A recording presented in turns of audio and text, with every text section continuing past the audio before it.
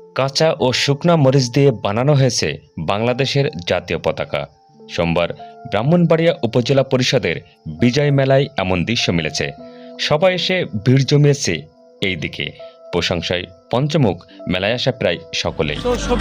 সবজি দিয়া আরেকটা মানচিত্র করেছেন, এটা আমাদের কাছে অত্যন্ত ভালো লাগবে এবং ভবিষ্যতে এই ধরনের প্রোগ্রাম করলে মানুষ আনন্দিত হবে। চলছিল আলোচনা, বিষয়বস্তু মরিচ দিয়ে বানানো জাতীয় পতাকা ও বিভিন্ন শস্যদানা নিয়ে তৈরি বাংলাদেশের মানচিত্র। অফিস কর্তৃক যে স্টলটি দেওয়া হয়েছে, এই স্টলে আমরা বিভিন্ন প্রকার জাত, বিভিন্ন ফসলের যে জাতগুলো নতুন নতুন, এই জাতগুলো আমরা উপস্থাপন করেছি যেন মানুষ এই মেলায় এসে বিভিন্ন ফসলের যে নতুন নতুন জাতগুলো আছে সেগুলো সম্পর্কে যেন জানতে পারে। এই জন্য আমরা এই জাতগুলো উপস্থাপন করতেছি। সোমবার বেলা 11টার দিকে মেলার উদ্বোধন করেন ব্রাহ্মণবাড়িয়া উপজেলা নির্বাহী অফিসার গাজালা পারভিন রুহি।